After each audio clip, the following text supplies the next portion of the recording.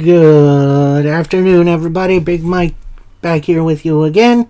Welcome back to Big Mike Talks, where today I'm going to be bringing you my review for both nights of WrestleMania 40.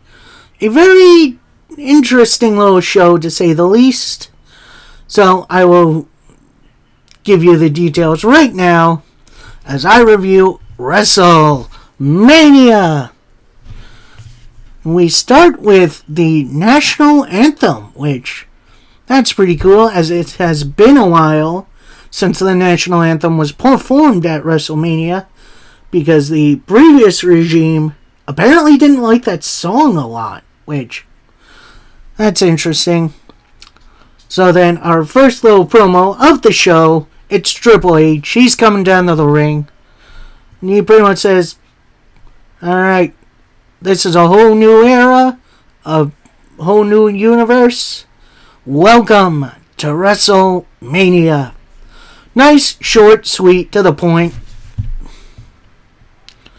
and kind of reminiscent of his father-in-law. So we start off WrestleMania with the World Women's title as Becky Lynch took on Rhea Ripley. And apparently, Becky Lynch was dealing with some strep throat this week and had a 102-degree fever, which that is honestly wild. While the match did start off a little slow, it did eventually pick up, with both Rhea and Becky going for big move after big move, either countering or just kicking out. Eventually, Becky does get Rhea into the disarm her, but Rhea just powers out, hits a couple of power bombs. Rhea then with a gigantic electric chair drop on the outside. That was wild. Becky and Rhea then make their way to the top rope. Becky tries for the manhandle slam, but that gets blocked.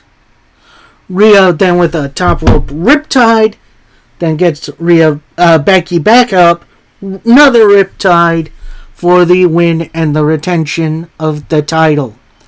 This match was quite the opener.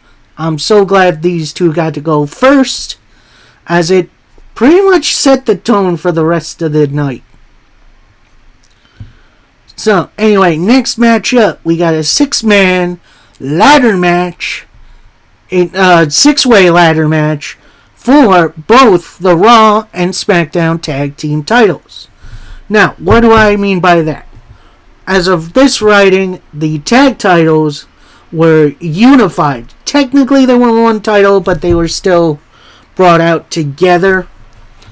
And at some points, they were defended separately, but I think this is the ultimate, let's get them separated for each brand. So, technically, we're going to have 2 winners for this match. Anyway, our combatants, we got A-Town Down Under. That's Austin Theory and Grayson Waller. We got Xavier Woods and Kofi Kingston of the New Day. Awesome Truth, Miz and R-Truth. DIY, that's Tommaso Ciampa and Johnny Gargano. And they brought the DX gear, which, honestly, looked a little cheesy, but looked really kind of cool to me, as I am an old school mark, as it were. The New Catch Republic, that's Tyler Bate and Pete Dunne. And finally, our defending champions, Damian Priest and Finn Balor of the Judgment Day. And boy, oh boy, did these guys go for weapons quick. All kinds of table spots, chair shots. At one point, Tyler Bate had one of the members of DIY, I think it was Gargano, on top of his shoulders, on top of a ladder.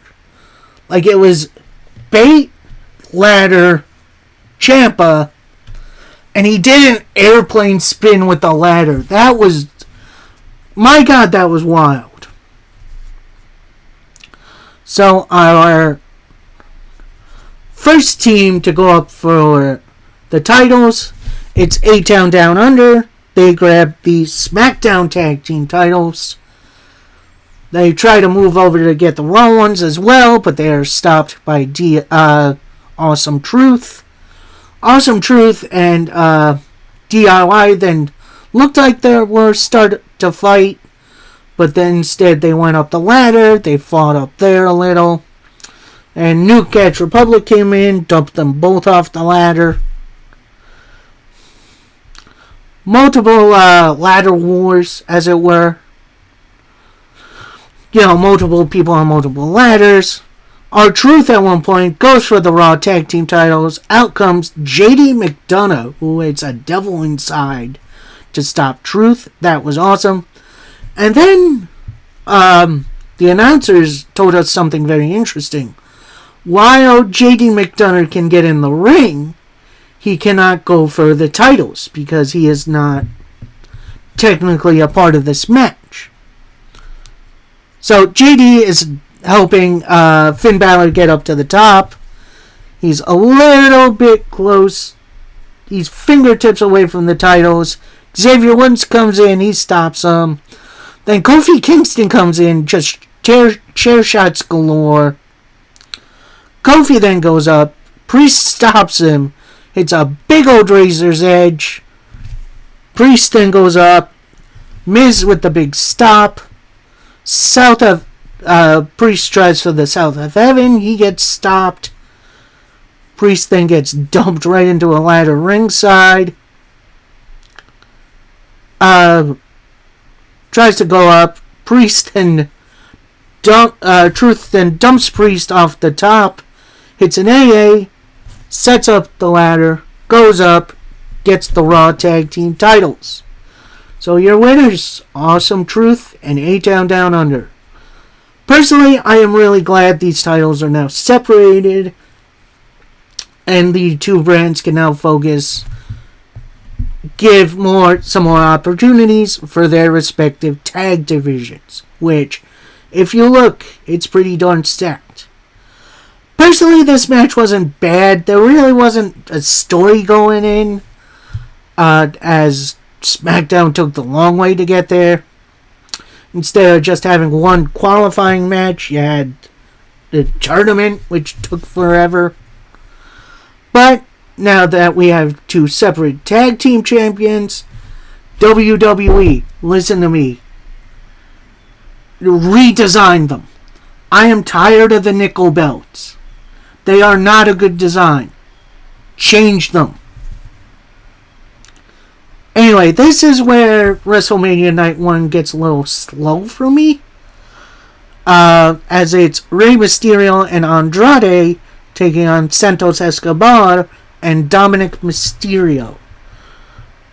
Yeah, like I said, this match was kind of... It pretty much was a TV match. Nothing a ton going on. Definitely got some good moves. Dom hits a 619, goes for a moonsault, but that misses. Then Ray hits Dom with a run off the top. Elektra Lopez gets on the apron, tries to get involved, but Zelina Vega takes her down off the apron. And then Joaquin Wilde is like, alright, let me have my WrestleMania moment. So Carlito and Cruz del Toro hold the middle rope for Wilde. And then Wilde does his springboard dive onto Legado del Fantasma. And while that's going on, you see Santos Escobar talking with Dom Mysterio. Go get a weapon. Go get a chair. Dom gets a chair. He's about to slide in the ring. But then he gets taken out by two masked guys. With the most generic Rey Mysterio masks I have ever seen. They then throw Dom back into the ring. Rey with a 619. Andrade with a DDT. Rey with the frog splash. And your winners, Rey Mysterio and Andrade. Pretty solid matchup. And we see the masked men are former center for the Philadelphia Eagles, Jason Kelsey, and current, I want to say he's an offensive lineman, Lane Johnson. So, nice little homage to the home of the Eagles by having two solid players in there. So, next up, we got brother versus brother. It's Jimmy versus Jey Uso. And who comes out to sing Jey Uso to the ring? It's Lil Wayne, which that is the most random thing I've ever seen. This match was weird. Like I would have been hyped up for it, but the story really wasn't there. This felt like more like a side story than what it should have been. Like, if you're going to break up the Usos, let's have them have a big match. And I don't know what it really needed. It needed maybe a stipulation or something. Either way, this was a very slow, methodical match that then turned into a super kick party. When Jey was going to go for the killing blow, Jimmy puts his hands up like, no, Jey, I don't want to do this anymore. I don't want to fight you. I want to be brothers again. So Jimmy extends his hand. Jey accepts. They embrace a little bit. Jimmy pushes Jey off of him. Goes for a super kick. That gets blocked.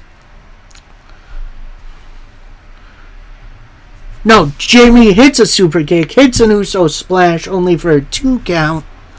Then Jey fights back. Hits a spear and his own Uso splash for the 1, 2, 3. So your winner, Jey Uso.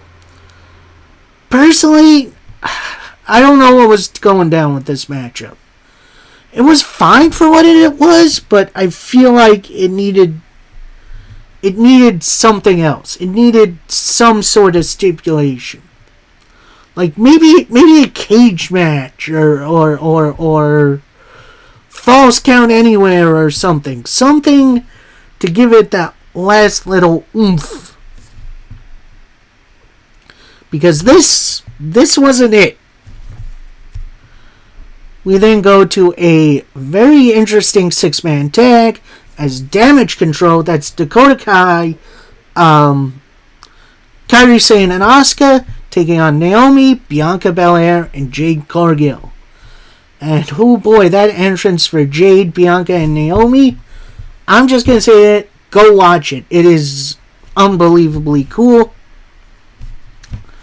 This is pretty much a showcase match without calling it a showcase match, if you know what I mean.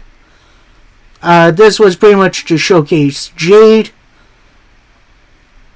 And while everyone did get some stuff in, this was the Jade Cargill show. And the finish came with a Bianca hair whip, a KOD, and a Jaded for Naomi, Bianca, and Jade to pick up the win. I'd say a kind of basic TV match, but I did know the goal for this, and it's to put over Jade, in which they absolutely did.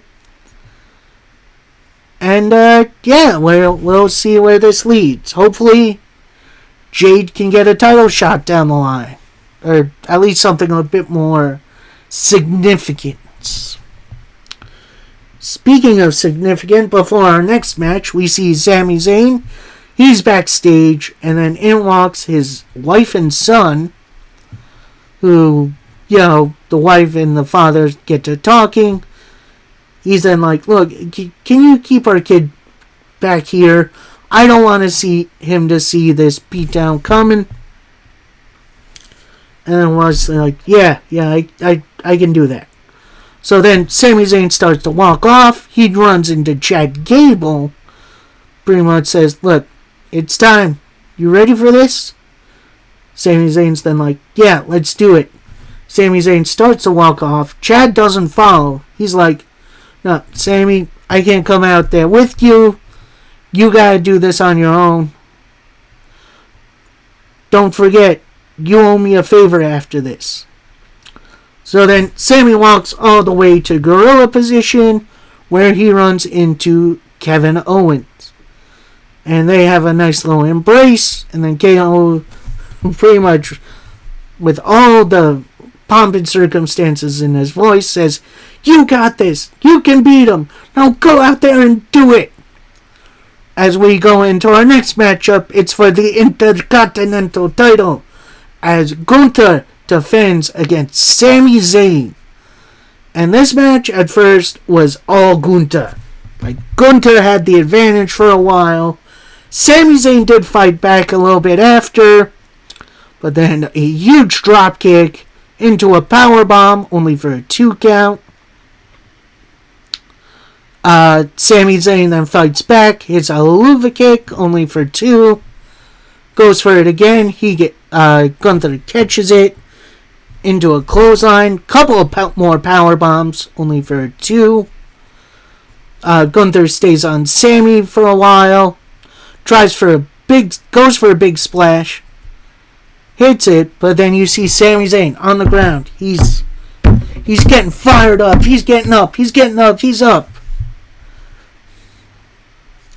Hits a haluva kick right in the middle of the ring. Gets Gunther up on the top rope. It's a top rope brainbuster, which we haven't seen that from Sami in a while. Then Gunther's on the other side of the ring. Haluva kick, pin, 1, 2, 3.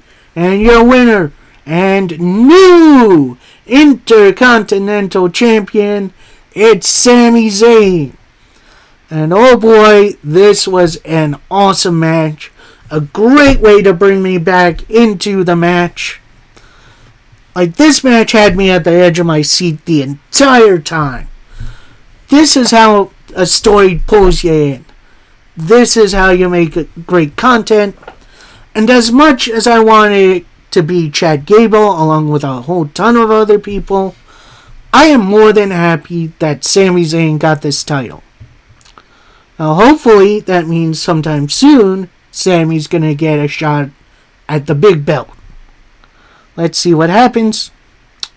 We then get Nick Aldis and Adam Pearce there in the ring. They announce the official attendance for the night. We'll see what happens there.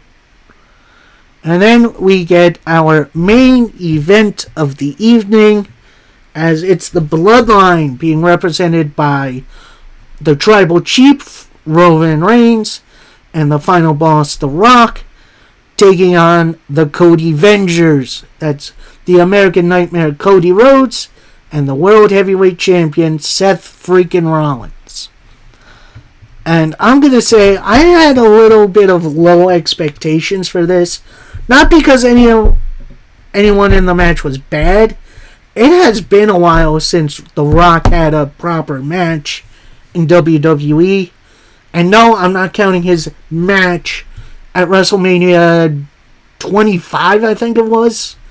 No, it was later than that. I think it was like 27 or so, where he beat Eric Rowan without taking a bump in about 30 seconds. And anyway, this match was absolutely awesome. Everyone got some good stuff in. It eventually dumped to the outside, in which The Rock, while the ref was starting his count for a count out, turned to him, said, "If you count yourself out, you're fired. I'm the boss. I got that power." And the fight continues on the outside. Eventually, they do get it back in. And then Cody Rhodes with a rock bottom into the announce table. That was brutal. They get and Cody gets The Rock back in, but before he can get back in himself, eats a drive-by kick from Roman Reigns.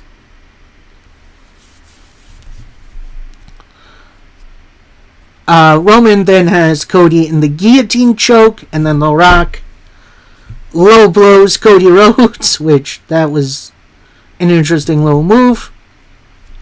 Rock then brings out his weight belt, goes to whip Cody with it.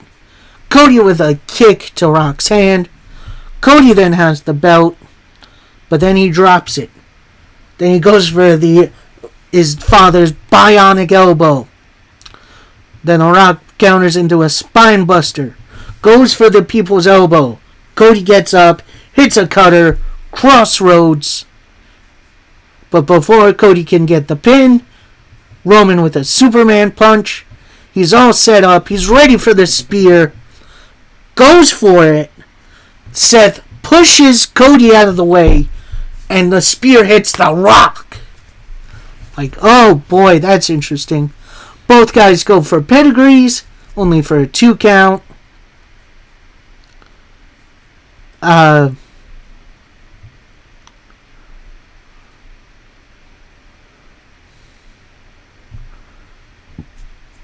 Then,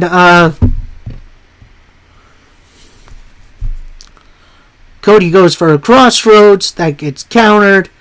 Belt shot from The Rock. Spear from Roman. Rock comes in. Rock popped. People's elbow. With your winners, the Bloodline. So that means for night 2, it's Bloodline rules.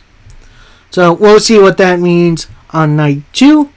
That was my review for night 1. I hope you guys all enjoyed. We'll be continuing the review right now as we go right in. Well, before we do, I just want to say something about night 1. Night 1 felt off. Like, nothing was really bad except maybe the Jimmy and Jay match. But overall, it just didn't really feel like WrestleMania. You know? It felt... Matches were fine. Angles were good. A lot of the right winners. A lot of surprise winners. But ultimately, I don't know. Something felt off about it. So that was night 1. Now we roll into night 2. And we start off not with another Triple H promo, but a Stephanie McMahon promo, which I didn't see that one coming. So anyway, Stephanie gets in the ring. She gets on the mic. Pretty much says, look, I've been to every WrestleMania in history. Even when I was a little girl going to WrestleMania 1 backstage. But 40... This is the first of a new era, the first of the Hunter Hearst Helmsley era. In Philadelphia, if I may borrow something from a great man, are you ready? No, I said, are you ready? And welcome to WrestleMania Night 2. And we kick it off with an interesting little matchup for the World Heavyweight title. It's Drew McIntyre taking on Seth Rollins. Now Rollins, you can see he's a little beat up from his injuries from night 1 main event. So he gets right into the ring, eats a Claymore pretty much right away. 1, 2, kick out. Only a 2 count. And honestly, from that point on, it was on. They threw everything at each other. Drew even tried a GTS with, Punk on commentary for this match. But Seth counters it up. Drew with a Claymore for only a 2. Then Drew sets up the Spanish announce table. Gets Seth Rollins up. Power bombs him through it.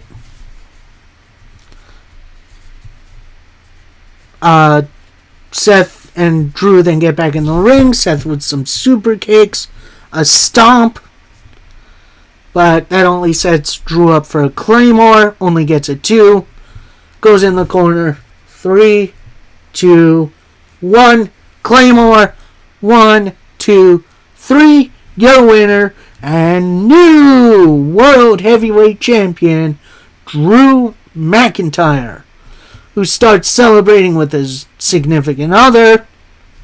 Then he turns to the announce table. There's Punk sitting right there. He gets up on the announce table, gets in Punk's face, pretty much says, "You know you wish you were here. You would have won this. And now I'm going to go celebrate." Drew then stands up on the announce table, holding his title high. And then Punk with the leg sweep, taking out Drew's legs, having him land on the announce table. And then he takes his arm brace off and then starts stomping on Drew. Blows Drew's wife a kiss. And then whose music hits? It's Mr. Money in the Bank, Damian Priest. He comes out, case shot to Drew McIntyre. He gives the briefcase to the ref, says, "Yes, I'm cashing in right now." Gets Drew in the ring. Ding, ding, ding. South of heaven. 1, 2, 3. So your winner and new World Heavyweight Champion, Damian Priest. Now, I'm going to say this. Do I wish Drew had more of a reign? Yes. However, I don't think this is the end of Drew's story. There's a big show coming up in Glasgow, Scotland. And with him being from Scotland, that's probably going to be the perfect place for Drew to get his revenge. So, nice fun little matchup to start off with. And a cash-in, which honestly, that always pops me. A good cash-in is really, really fun. And this one was really no different. We then go to our next matchup, and it's a 6-man Philadelphia street fight featuring Montez Ford and Angelo Dawkins of the Street Profits teaming with their boss Bobby Lashley to take on Karrion Kross, Akam, and Razor, the Final Testament. But the surprises don't stop there. As who is named the special guest referee? It's the master of the tables, Bubba Ray Dudley.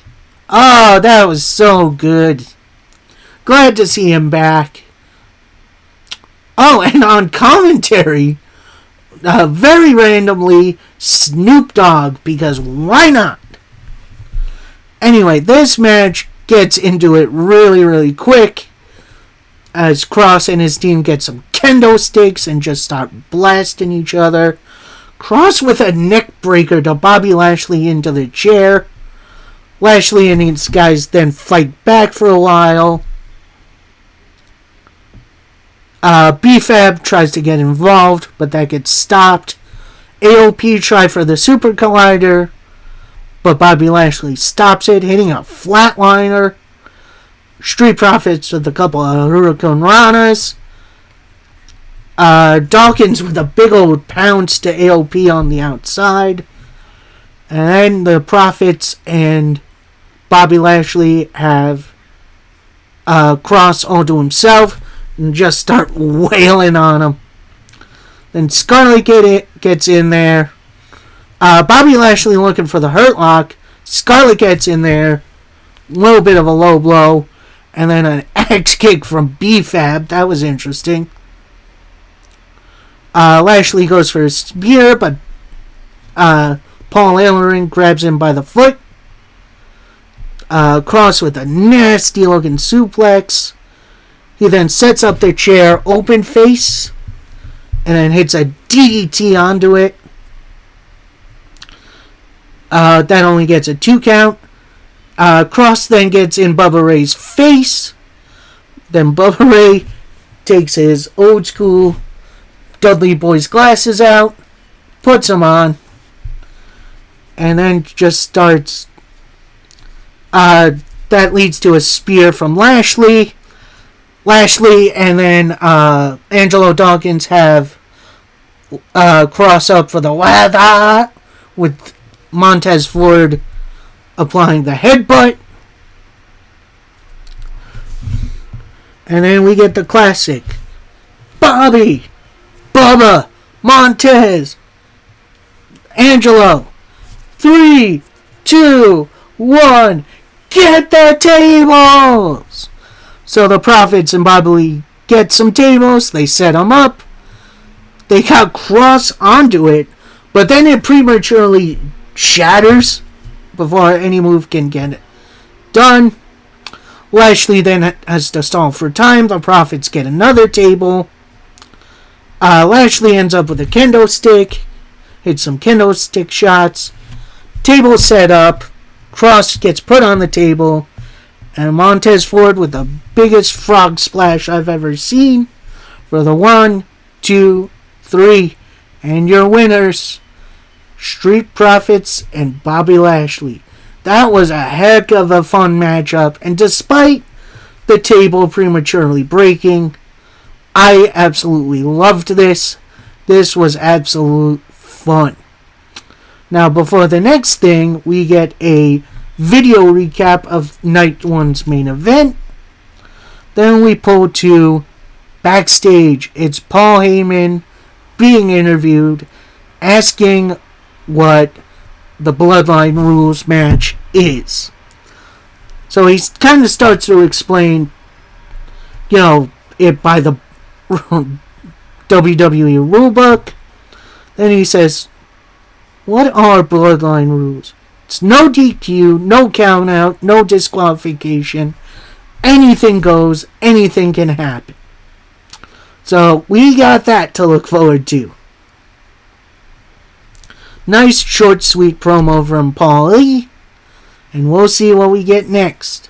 As our next match is a very weird match. A match a lot of people wrote off once it was announced. However, the build to it really add to it, including an LA Knight home invasion of AJ Styles' home. LA Knight disguising himself as a ring crew person who helped set up the ring only to attack Styles. It's been turned up a little bit. It's not the most interesting feud, but at least they gave it some heat, which I do like. So anyway, we go into our next match as it's LA Knight, taking on the phenomenal AJ Styles, who gets some new entrance music, and honestly, I kind of dig it. It's not quite his TNA heel run phase when he was the lone wolf character. It wasn't Evil Ways, but it was still pretty good. And this match, they were stiff. Like, this was a stiff striking match. They threw everything into each other, including AJ breaking out the calf crusher. Haven't seen that in a while. But LA Knight gets into the ropes. Then LA Knight goes to the outside, rips up the padding from the floor, goes for a powerbomb. That gets blocked. And then he gets backdropped by AJ onto the concrete. They go back in. Styles tries for a 450. LA Knight gets his knees up.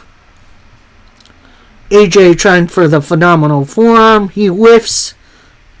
LA Knight tries for a BFT. That gets blocked. AJ tries for the Styles Clash, but it ends up a little awkward. AJ goes for the phenomenal forearm. Knight almost kind of catches him in the air. BFT for the victory. Honestly, this match exceeded expectations for me. I had a feeling Knight was going to win this one, and hopefully he has something more coming for him, because he dang deserves it. Speaking of deserving it, we then get the parade of Hall of Famers. We get Thunderbolt Patterson, the U.S. Express, who are wearing Bray Wyatt t-shirts because they're his father and uncle respectively, so that's very nice. Who else was out there? Muhammad Ali's widow's out there. And then we finish with a little extreme as the wise man Paul Heyman comes out. He's the headliner, and honestly, the man deserves it. He's one of the greatest managers of all time. We then go to our next matchup, as it's the U.S. title on the line, as it's Kevin Owens, Randy Orton, and Logan Paul. And before the match, we have, Kevin Owens going to the ring. We're following him to Gorilla. Who's waiting there for him? It's Sami Zayn. He has the Intercontinental title. They embrace. Then Sami says, "It's your turn now, KO. It's your turn. Go win that title." Kevin Owens then goes out, kind of does his entrance, then goes behind one of the big letters on the stage and comes out driving a golf cart.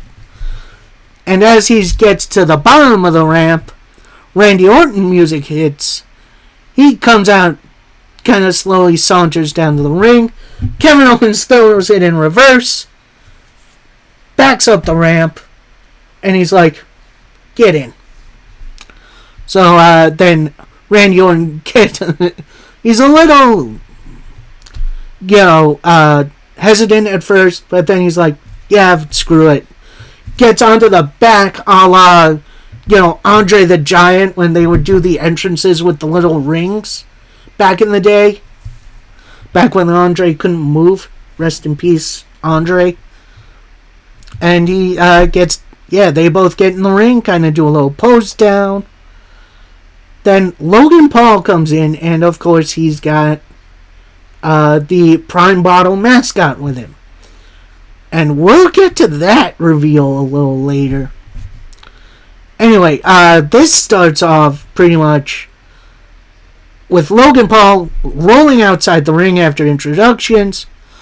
He wants Owens and Orton to fight, but they're like, "Yeah, let's go get him." They go out there and just beat the ever-loving heck out of him, including doing, that suplex move to him onto the announce table covering. Like, dang, that looks like it hurt. Eventually, they do make it back into the ring. And the beatdown kind of continues for a little bit. And then as Kevin Owens was going for his stunner, Logan Paul blocks it, pushes Owens into Randy Orton. Orton's like, "You do this?" Looks like they were about to finally fight. Then Owens is like, No. He pushed me into you. So Orton's like, "Okay." And they just turn around and just beat more stuffing out of Logan Paul. Kevin Owens then misses on a bit of a cannonball. Owens and Orton are then down, with Logan Paul hitting a frog splash into like a rolling thunder senton, which that was impressive. And after a couple of power slams, Kevin Owens tries for the pop-up powerbomb, but that gets blocked. Orton with an RKO for only a 2 count. Then Logan Paul, he has his brass knuckles. Looks like he's going to hit Randy Orton. Orton grabs him by the hand, forces it off of Logan Paul, and tosses it to the ref.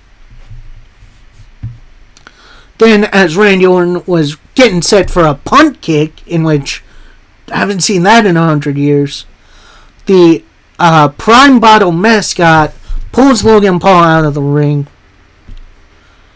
And then Randy Orton gets in his face, and it's revealed to be I Show Speed. I don't know. Apparently he's a Twitch streamer. I've never heard of him. Maybe I'll take a look at him one day. And then Randy Orton just gives him a little kick. He falls over, takes off the Prime Bottle suit, sets him up on the announcer's table, RKO into it for I Show Speed. Then Randy Orton gets back in. Logan Paul misses on a frog splash. Kevin Owens with a big old powerbomb. Stunner, only for a 2 count. Randy Orton with an RKO. Logan Paul tries for the KO punch, but that misses. with Logan Paul falling to the outside. Owens and then Randy fight for a little bit, try for each other's finishers. They both double down. No, Randy Orton with an RKO tosses Randy Orton to the outside. Frog splash. 1, 2, 3. And your winner, still United States champion, it's Logan Paul. That was a fantastically paced match. I had a lot of fun with it. And I'm kind of glad Logan Paul still has the title, because I think he has someone to answer to. A certain L.A. Knight. Yeah. Anyway, we go to our next little matchup, as it's the WWE Women's title on the line, as Io Sky defends against Bayley. And while Bayley doesn't come out with the Bayley Buddy, she comes out with an Egyptian theme. And apparently it's to honor a playground she used to frequent in her youth. So, either way, this was a lot of fun. Really, really well-paced matchup.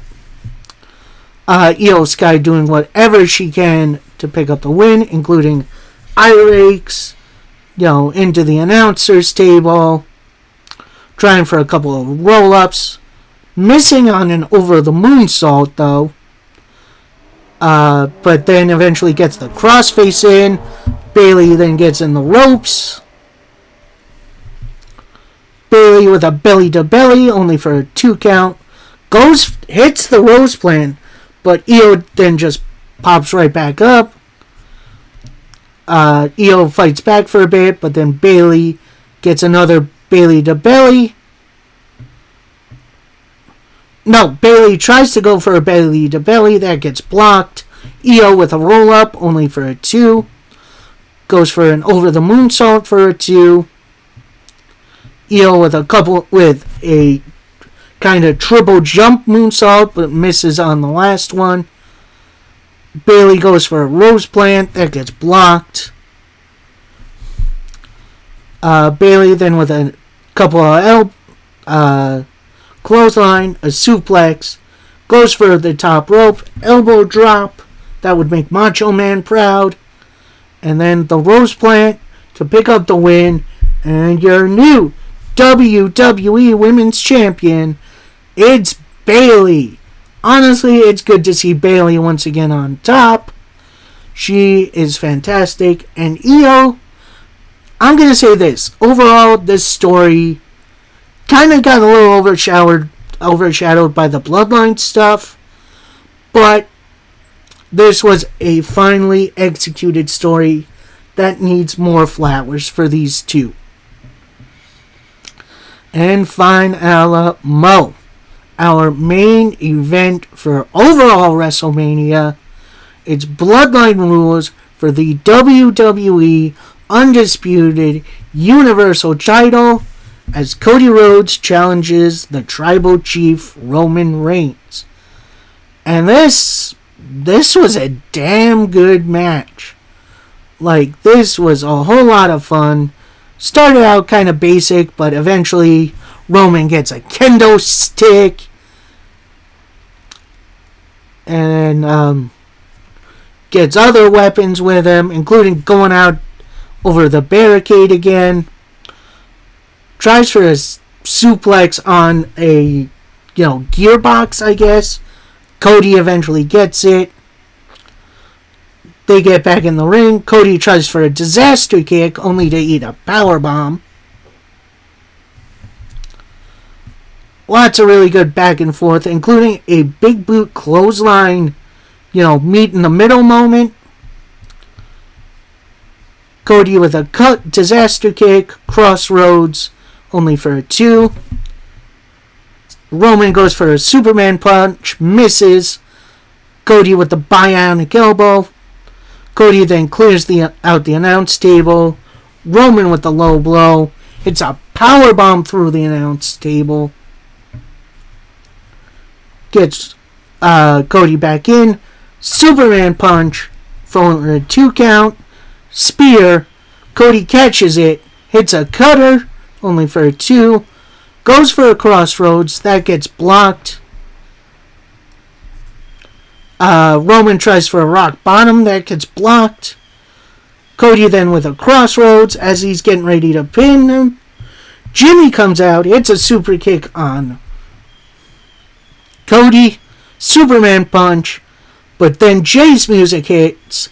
Jimmy and Jay meet on the ramp, they brawl for a bit, and then Jay with a super kick and then a spear from off the stage, which, God, I hope they're okay. Roman with a roll-up, only for a 2. Hits a spear for a 2. Gets in the guillotine, but Cody drags him to the ropes and dumps them both outside.